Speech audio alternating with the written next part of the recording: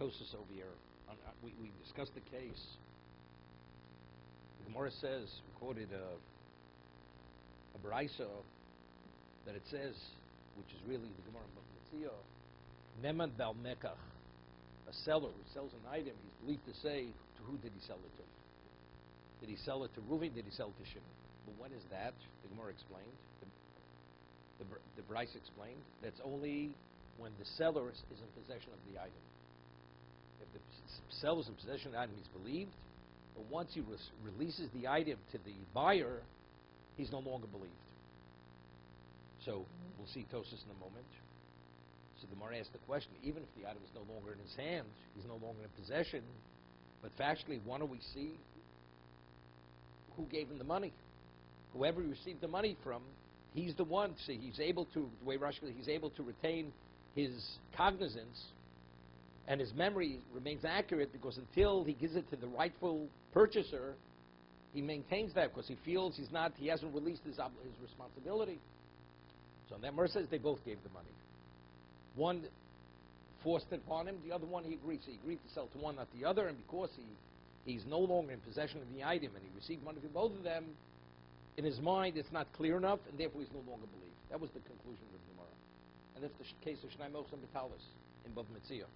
You have two Shnai Mochs, one of two cases. Either a case where it's an ownerless item, and either they picked it up simultaneously, or one picked it up and the other one grabbed it, or we're speaking about a person purchased something, and after he purchased it, somebody else wanted it, he was willing to pay, he put money down on the counter and grabbed it.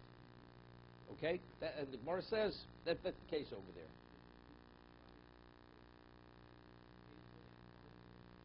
It's a different rationale. One second. The Gemara, let's talk about it. Okay? We don't have to speculate what the Gemara says. I'll tell you what the Gemara says. The Gemara says, if we'd only have to get Shnemos and Vitalis where it's a lost item, the person says, you know something, the man, it's all profit. 100% profit. And if I grab onto it, so I have 50% profit rather than 100% profit. So a person will justify grabbing onto something because he feels he's not really stealing from the other person. Therefore, we impose a shvua to discourage this kind of behavior. Because the person is not going to take a shvua, take a false oath, if actually he took something which wasn't rightfully his. What's the case of Mekach and Memkar? Man says like this, factually, I'm going to grab onto it, I want the item. And it's one of a kind of an item. And even if it's not, you have to go search for the item elsewhere. You know something? Let him bother. I'll pay for it. He'll be reimbursed for paying. He'll get his money back. He'll find it somewhere else. So am I a thief? I'm not a thief. So he'll justify this kind of behavior that if he wants the item bad enough, he'll pay for it and he'll grab onto it. So therefore, we impose the shvua that the man's not going to lie. So again, to discourage this kind of behavior. It's Gemara above Mitzvah. So therefore, I need the case of Mekach and Memkar, and I need the case of Mitzvah. But it's speaking where they both paid. They both paid for the item, except the man says, the seller says, I don't remember who I sold to. One I agreed to sell to, the other one I did not agree. He forced it upon me. Okay, let's see Tosis. On Ayin Gimel Lamed Beis. V'medvar murim bismachet nekhu biyodo. Pierce Bekuntris, the Rabbi Alei Lameidak. Why do we say as long as he has the item? Why do we say he retains the cognizance and the accuracy of his memory is intact?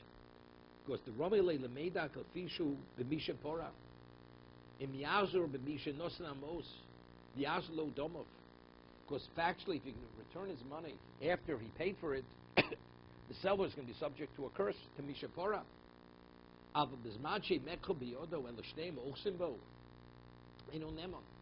But the moment he releases it, and now these two individuals are holding on to the item, the kevod lo alei ramyo, since he's already released his obligation, right? Lo daik liskor mi havo. So therefore, he's no longer that exacting who originally bought it. Uporich, so the Gemara asks a question, Nerzi, Zuzi, Mimanokit, Ayin Mekhl Biodo Porich. The Pish Kuchis. The way Rashi understands, the Gemara says, even though he already released it, but if you only received money from one, take a look at Rashi at top. Koso Gadaishlu Kibul Mos Elo Mi Echod Mehem, Havari Mit Gedoki, Zuzi Diman Kobil. So there, he's definitely medactic. He retains that memory. Who gave him the money? The Pirush lo kibul mos elo mi'echod mehem v'vadi mit kedokir miman kivel kobil zuzi v'shani. Some more answers. Elo did not get zuzi mitarvayu. Both of them paid. He received money from both of them. V'lo yedia. Ulefize amrinon dafilo oma sheyoda lo mehem. He said, if he received money from both, even if he says, I remember who gave me the money, who I agreed to sell, not, we don't believe him. That's Rashi's position. That's how Rashi learns. The more originally asked, even if he released the item, but if he only received money from one, since he has to pay that, he has to give the item to that one, so until the person receives what he's supposed to have, he retains the accuracy of memory. But once he's discharged his responsibility, no longer. It says if he no longer has the item, he's no longer the Gemara asks, let's see who gave him the money. That's who Rashi learned. One who gave the money, he definitely agreed to sell to that individual. Kosher. The my yeshlo no lamino tvei meirecho dalmo kevon shei mekho biodo lo shach lo memigo idei lamino. Why should we believe just because he happens to be the original seller? Factually, he's an eirechot. So if he's an eirechot, even though he only received money from one of them, why should I believe him? There's a halacha al pi shnei meirim yokum dover. Okay. Eirechot could only be m'chai v'shvu at best. Could only obligate one to swear. I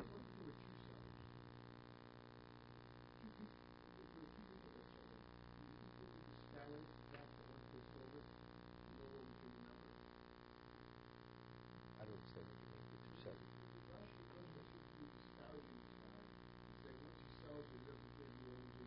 No, not that he doesn't care. No. The moment the person doesn't think about something, we question the accuracy of his memory. Not disparaging. What if there were two people that sold? Why can't we say that both of them, once they sold it, they have no memory? Okay, good question. Let's say partners, and they both agree to sell to someone. They both testify Reuven was the buyer. They believe, there's no question. Right? That's Al Pishnai Medi Yochim Dover. There's a famous Nesivus. The Nesivus HaMishpat says, the Gemara says in Yomis that for Meis Bailo, if a single witness comes to testify a woman's husband died, he's believed rabbinically. Why? Because Mishum Aguna Akil Rabbanim. Right? Man comes, he says, he went overseas. The person comes back, he says, I was at your husband's funeral. We were allowed the woman to remarry. And what do? We actually annul the marriage, even though on the Torah level, Eid Echot is not believed. But Afkinu Rabbanim they annul the marriage because we say Isha Daikum Mitzvah. Because since there's a very serious consequence, if the man comes back, she's considered to be classified as a sota, as an adulteress.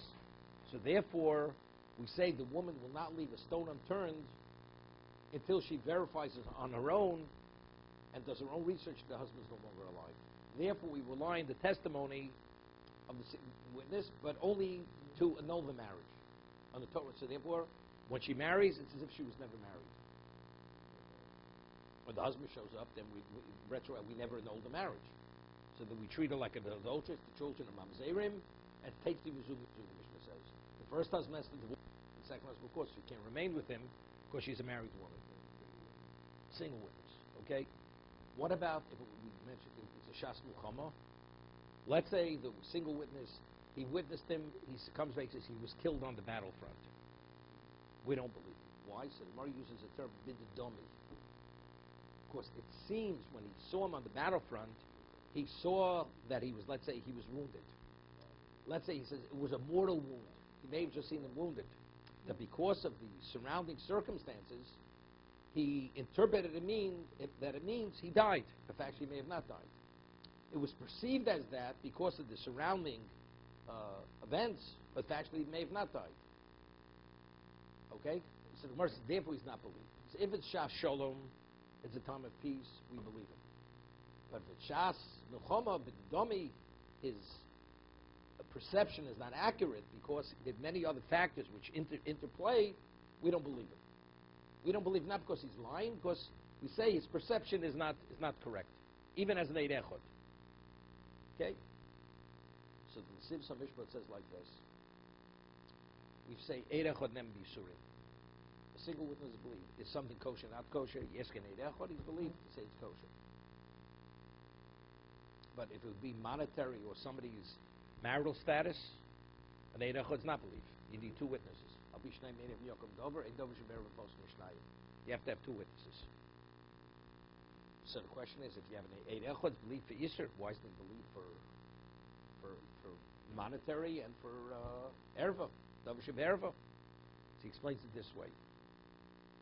There's certain things, when an Eid Echad says something is kosher, not kosher, as a single witness, there's nobody who corroborates the fact of what he's testifying. So what do we say? Probably it's kosher. It's probably kosher. It's not 100%. But the Torah says regarding kashrus, that is sufficient to see it as kosher. When we deal with extracting money from an owner or changing a person's marital status from single to married or married to single or married to widowed, that it has to be 100% factual. Now, how do you have the fact?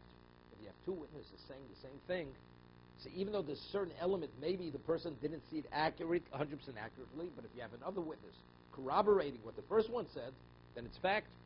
Because two people are saying the exact same thing. That's the reason why two are better than one. Okay? So I'm saying, normally we say there's a concern that since he doesn't have that curse hanging over his head, the Mishapora, so therefore, once he feels he released his obligation, he fills up, he doesn't feel bound. So there's a certain element of what? Of doubt. Because maybe now the accuracy of his recall is not 100%. So to be able to extract the money, we can't rely on him. But what if we have two people? So that corroborates and confirms that although it was released, he still has that accuracy of memory. Because you have a second witness corroborating what the first witness says. So if that's what I'm saying. If you have two sellers, Andrew was asking if you have two sellers. So good, because you have the corroborating fact. So therefore, it's not a problem. Therefore, you believe it.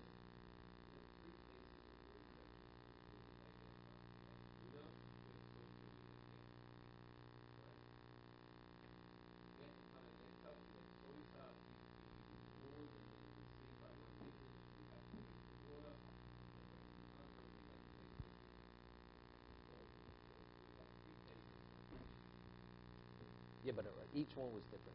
Each one was... Well, no. But each one is different. Each one's different. Each one's different. The Torah says that if a man forewarns his wife not to seclude herself with another man, and she defies it, she goes into a private location, and she secludes herself, and she's there long enough they could have had relations. We say she's off limits to her husband until she drinks the meisota. Okay, 1 second. And we say safik kababe. Until she drinks it, he's not permitted to be with his wife. But if she undergoes the process of meisota with the Kohen, she's permitted to husband. What happens if you have an Eid Echad saying he actually looked through a people and he saw they committed adultery? No, you don't apply the meisota anymore.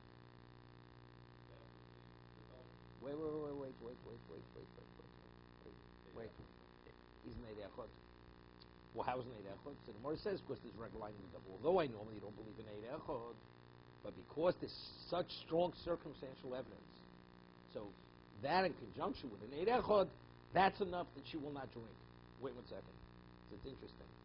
It doesn't say that she will drink. She's definitely an adulteress. Let's say he wouldn't give her the water. Is she an adulteress? Yes, we treat her like an adulteress. Except you're able to verify it still with the water. You have the verification process, which could actually remove her from that state. But until you verify it, we say safik kavade. Right? We treat her like a definite adulteress until it's been verified. Once you have the Eid Echad, Now you don't have the verification process. So she remains the way she was before.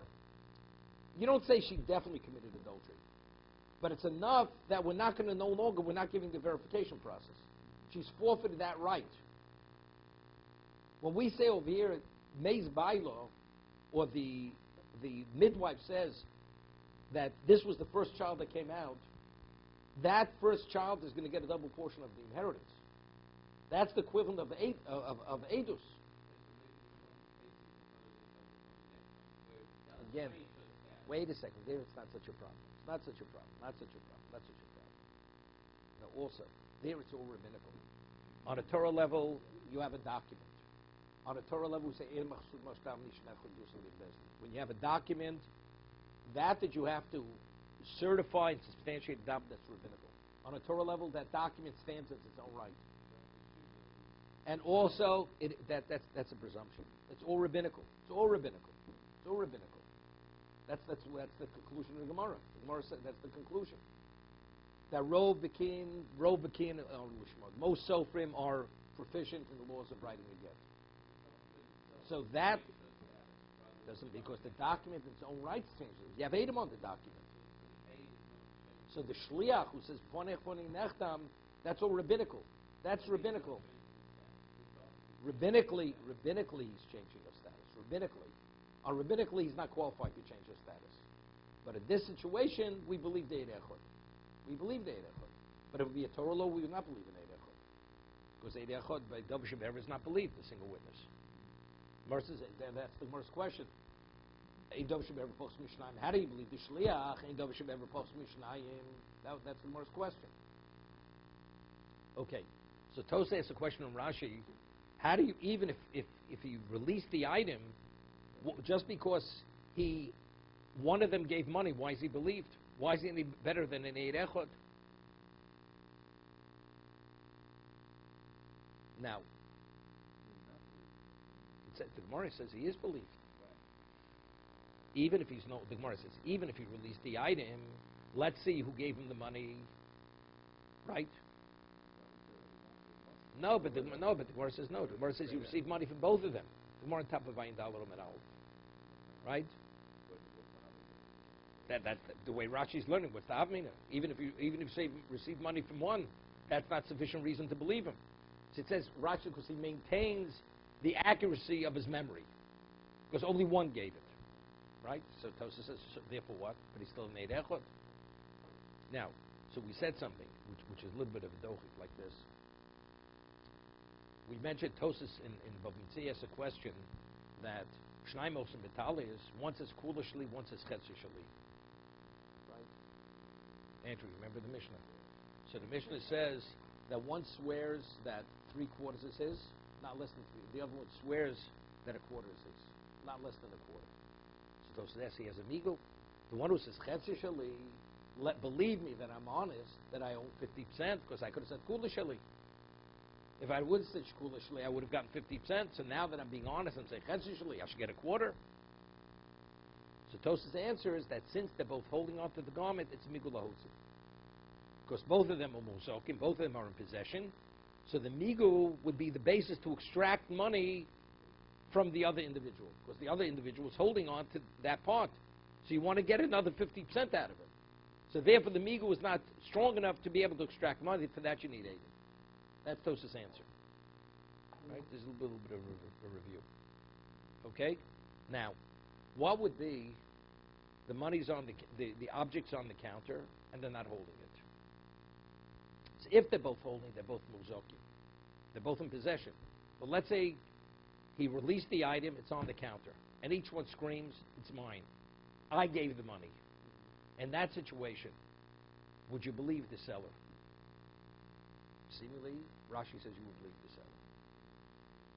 seller. No, because there, even though physically he's not in possession of it any longer, right? The fact is, but they're not mozokim either. Right? You have an interim case. You have he's holding it, he puts it on the counter, now they both grab onto it. And they start fighting. If they're both holding it, Rashi would have been in agreement that he would not be believed. Would not be believed. But what happens if he puts it on the counter and he's not physically holding it? Rashi holds he would be believed. Because when is an Eid Echad not believed, that's to take away from a Muzat. So until they both hold on to it, he's not being Motzi the Muzat. He's verifying to who did he sell it. Right? Therefore, he'd be believed. So therefore, Tosaf's question is not a question. Tosaf's question is, why should it be better than Eid Echad? Eid Echad would be believed in this situation here. Would be believed. No Mishapara any longer. Maybe Mishapara too. Maybe Mishapara too.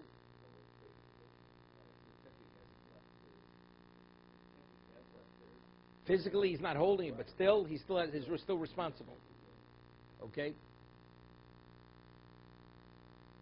Let's see Rabbeinu. L'chein Pirush Rabbeinu Tam. So Rabbeinu Tam learns a whole different, has another understanding of this. Bizman shemechel biyodo. It says, if the seller still physically is in possession of the item, vosu nemon mitamigu. He has a migu. The motzi omar lo macharti. Believe me, I sold it to Ruvain. Of course, I could have said, I never sold it, because he's in possession. So this is what, he's a migu mahamsi. It's not a migu lahotzi. O chazartiv konisit. He says, it's true I sold it, but I repurchased it, because he's in possession.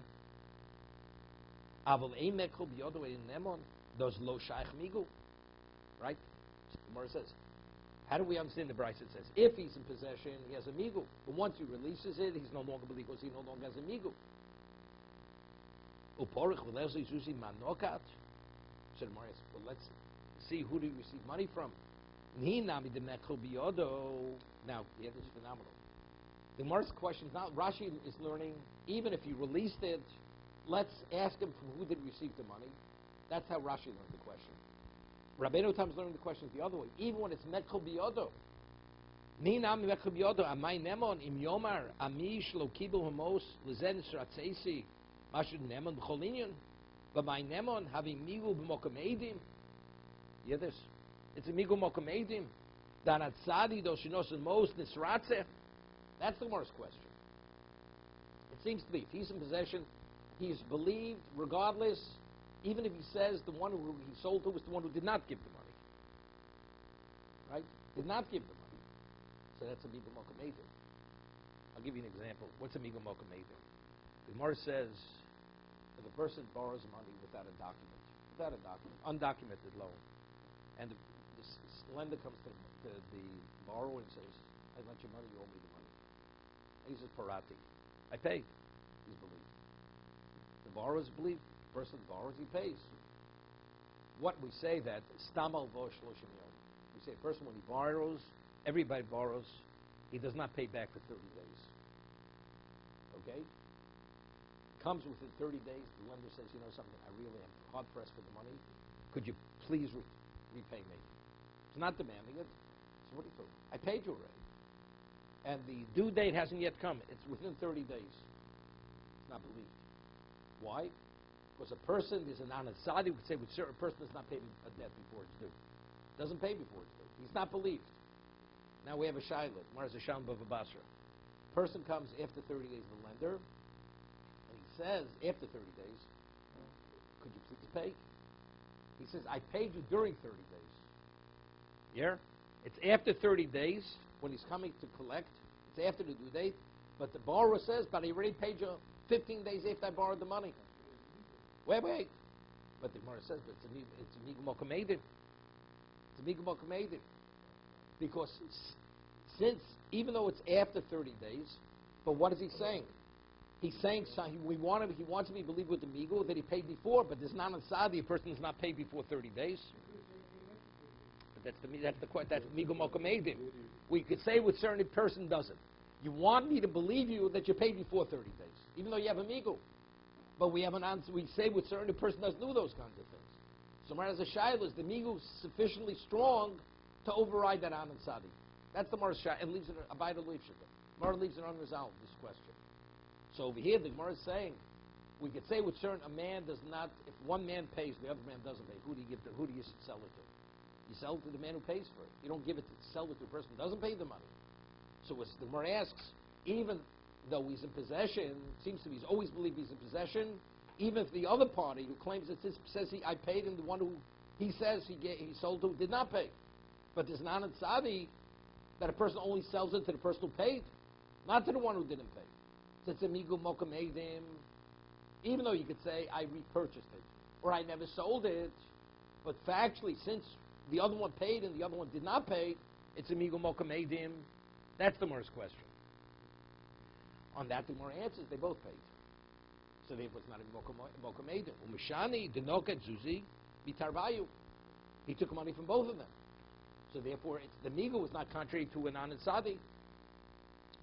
Ufize garcinon lo yoda, v'lo garcinon lo yadia. The masha in onu choshin lidioso. The vare chashin lidioso. We have a yoda. Ufize tzorch lomesh lo yoda shim yoda have amida nisratza lezeh. If he would know who he received the money from, he didn't know. If he would know, then it's definitely that man. He sold it to that man because there's an ansari. To who do you sell an item? You sell it to the one who paid, not the one who did not pay.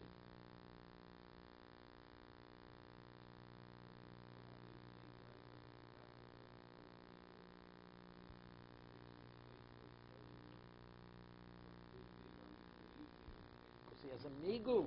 Because he has a... No, but he says one gave it, agreed, one I agreed to sell, one I did not agree to sell. No, he said, if he's in possession, we say he does know. Afterwards, he's not believed any longer. Once he released the item, he has no migu any longer.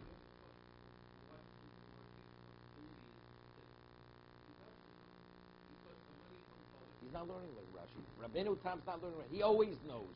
He always knows. It's not... The question, do I believe him? Don't I? That's the question. Rabbeinu Tam rejects Rashi.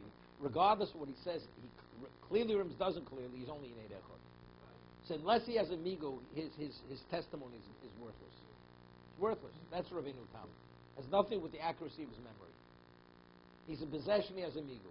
But factually, if one gave the money and didn't give the money, whoever gave the money, he's the buyer.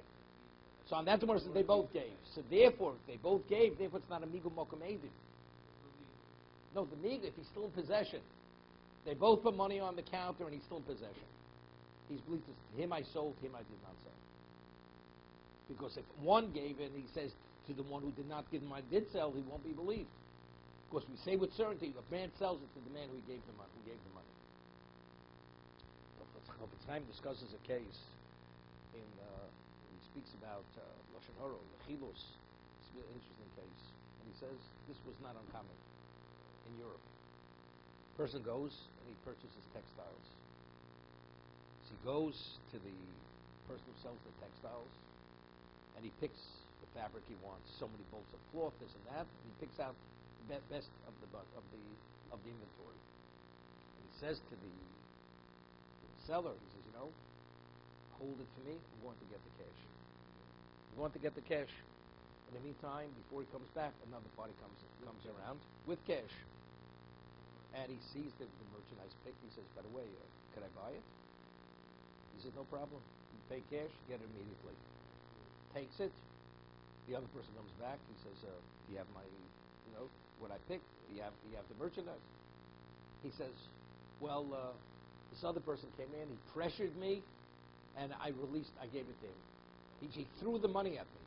This is the case of the Chofetz Chaim. He forced himself upon me. I told him it already was pre-picked, pre-sold. He didn't want to hear about it. He just put the money down and left. Yeah. So he says, firstly, it's mostly Shemra. The man lied. He's trying to extricate himself from the claim by blaming it on the other person. The man didn't even know. Didn't know whatsoever. And he says, let's say factually he did force himself on it. Still, he's not proven. Because that's Ruchilus. Because this man's going to hate him for it. Even though he did the wrong thing, how do you justify saying, what's the toelis, what's the value? He says, what about the man says, he accepts fault on himself. He says, I did the wrong thing. I did the wrong thing. I shouldn't have. But since I wasn't sure whether you're coming back, I sold to him. So the man says, but tell me who it is.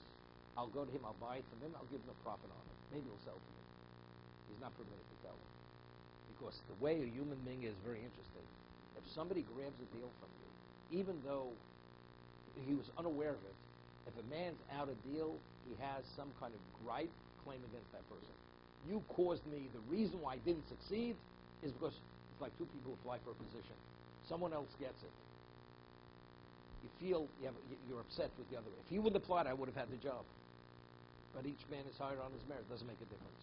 So Chofetz Chaim says you're not even permitted to reveal who you sold it to. Even though you admit fault, it's your fault, you shouldn't have, so on and so forth. But factually, since the other man came, he's the cause why I took the loss. And you're not permitted to that degree. Okay? But we see, Anat Sadi, man, who does a man want to sell it to? You know, a bird in the hand is worth two in the bush. That's fact. Achbrish b'mitzio gabi shnaim osem betalis. The Mugilo Bigmor B'Mekov Memkar. The Gemara says the case in the Mishnah Shnaim Osem is between the two cases: either a lost item that was found, or this purchase. The Gemara asks, one we see who he received the money from. Pirish Sham Hasum Shitoso the Hocha. He explains it as he does over here because as long as if only one gave, the accuracy of his memory is in place. Vo Pirish Hasum. Avagav the Oma Perk Basu the kiddushin Zman Shein Mekho B'Yodu Einu Nemon V'Ocha Havikam Mekho B'Yodu Tavayu Adukim V'Talis.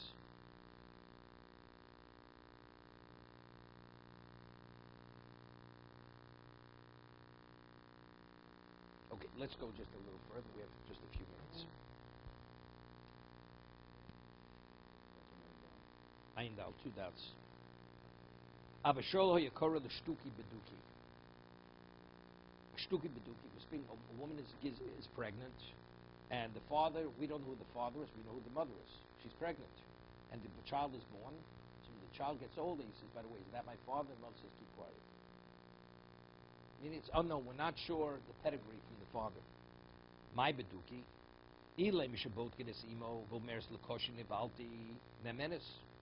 What is Abishol saying? That if you interrogate the mother and you ask, and she says, the man who impregnated me was a kosher Jew, Abishol says she's believed. That's Beduki. You ask her, and she's believed. Why shouldn't she believe? She has a cheskes kashrus, right? A woman has a cheskes kashrus. So if it was a mamzer, then she loses a cheskes kashrus. If it was a goy, she loses a cheskes kashrus. So the chazaka establishes her as not defiled. So if she's not defiled, the child's kosher, the kosher child. Keman Karem Gamliel.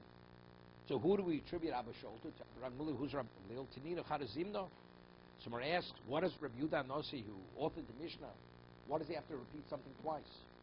We have the Mishnah Ksubis, which tells us if a woman's impregnated and she says it was from so-and-so, we believe her. So why does he have to mention again Abishol as a separate Mishnah? He should have said Rabbi Yudah Nossi Ksubis. Rabbi Gamliel says that. V'cheinom Abishol. And Abishol concurs with Rabbi Gamliel. What does he have to set up a separate Mishnah in kiddushin to say Abishol says Shtuki Beduki? If not, what's the case in Ksubis? Take some moments. Hoysemu beres v'omru lo mati v'shalu b'zeh. Woman's pregnant. She says, by the way, what's the nature of this child? Omru lem mi'ish ploni v'kohen. Someone's impregnated means a kohen. Means a miyuchas. Rabbi Leo, Rabbi Loza, Omrim Nemenis. Rabbi Leo, Rabbi Loza say she's believed. Told me Piyon L'chaim. Rabbi Shua says